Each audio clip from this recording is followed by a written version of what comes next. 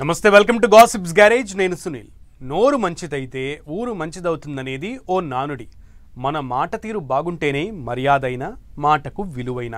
కానీ నోటికి ఎంతగా పని చెప్పితే అంత గొప్పని భావిస్తే అంతే సంగతులు ఇప్పటికే కొందరు లీడర్లు టంగ్ స్లిప్ అయ్యి ట్రబుల్స్ ఫేస్ చేస్తున్న పరిస్థితి చూస్తూనే ఉన్నాం అయినా కొందరిలో ఇంకా మార్పు రాకపోవడం దారుణం జర్నలిస్టులు అనలిస్టులు రూపంలో నోరు జారడం ఎందుకు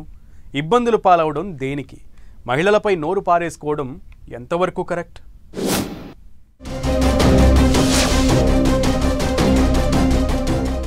నోటికి ఎంతొస్తే అంత మాట్లాడితేనే గొప్ప జర్నలిస్టులు ఎనలిస్టులు అయితే అసభ్యంగా మాట్లాడొచ్చా మహిళలను ఉద్దేశించి టంగ్ స్లిప్ అవడం కరెక్టేనా దేనికైనా ఒక హద్దు ఉంటుంది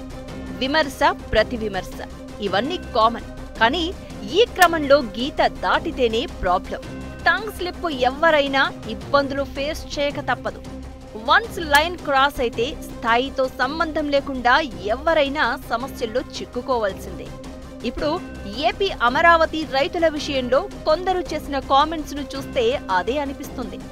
జర్నలిస్టులు ఎనలిస్టులు మేధావుల ముసుగులో ఏకంగా మహిళలను ఉద్దేశించి నోటికొచ్చినట్లు బూతులు మాట్లాడడం ఎంతవరకు కరెక్ట్ అనేదే చర్చనీయాంశంగా మారింది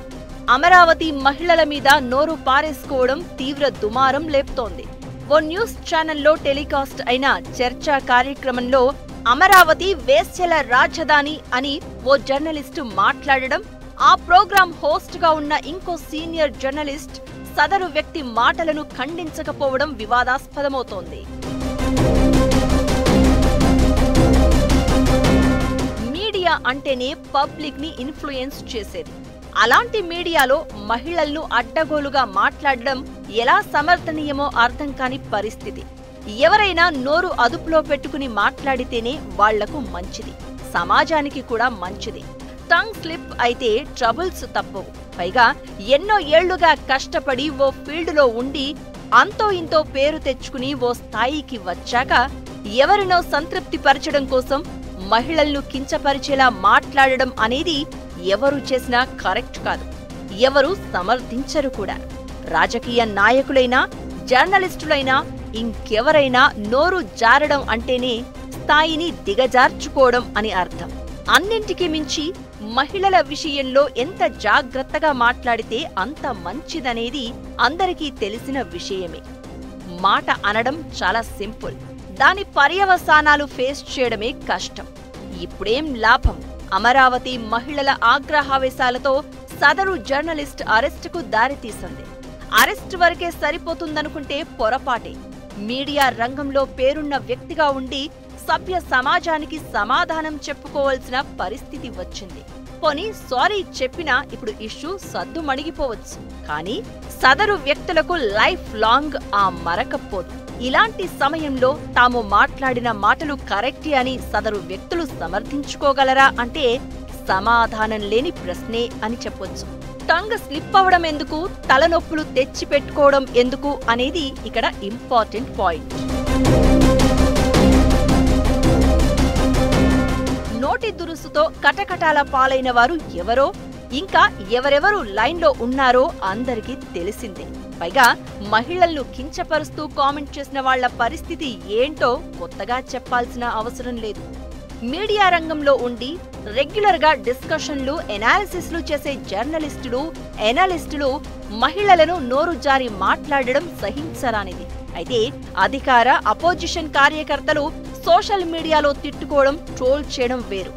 లీడర్లు జర్నలిస్టులు ఓపెన్ గా బూతులు అసభ్యకర మాటలు మాట్లాడడం వేరు అనే చిన్న లైన్ ని కొందరు అర్థం చేసుకోలేని పరిస్థితిలో ఉన్నట్లు కనిపిస్తోంది అయితే నోరు జారిన వ్యక్తులు వ్యవహారం ఇంతదాకా రాదనుకున్నారా లేకపోతే ఏం మాట్లాడినా నడుస్తుందిలే అనుకుని కేర్లెస్ గా మాట్లాడారో తెలియదు కానీ ఇప్పుడు ప్రజల దృష్టిలో దోషిగా నిలబడే పరిస్థితి వచ్చిందా రాలేదా అన్నది ఆత్మ పరిశీలన చేసుకోవాల్సిందే అమరావతి మహిళలను ఉద్దేశించి మొహానికి రంగులేసుకుని కూర్చుంటున్నారు అంటూ అప్పట్లో మాట్లాడారు అమరావతి ఒక శ్మశానమని ఇంకో పెద్ద మనిషి నోరు పారేసుకున్నారు. అక్కడ ఆడబిడ్డలను పెయిడ్ ఆర్టిస్టులు అంటూ వైసీపీ లీడర్లు హేళన చేసిన సందర్భాలు ఉన్నాయి. అయితే ఈ విషయంలోనే కాదు, మహిళలను కించపరిచేలా ఎవరు మాట్లాడినా తప్పే. కానీ లీడర్లు దాన్ని ఫాలో కావడం లేదు. లేటెస్ట్ గా కొందరు జర్నలిస్టులు, ఎనలిస్టులు ముసుగులో అలా మాట్లాడడం కూడా ఆమోదయోగ్యం కాదు. ఎవరైనా సరే మహిళల ఆత్మాభిమానాన్ని, గౌరవ మర్యాదలను మంటగలిపే వ్యాఖ్యలు ఎవరు చేసినా తప్పే. పార్టీలు, నాయకులు, స్థాయిలు, హోదాలతో సంబంధం లేదు. ఆ లెక్కకు వస్తే మహిళలను గౌరవించని వాడు మనిషే కాదు. రాబోయే రోజుల్లో ఇలాంటివి రిపీట్ కావద్దంటే విద్వేషం తలకెక్కి అవాకులు చెవాకులు పేలుతున్న వారిని కట్టడి చేయాల్సిందే అంటోంది మహిళా లోకం.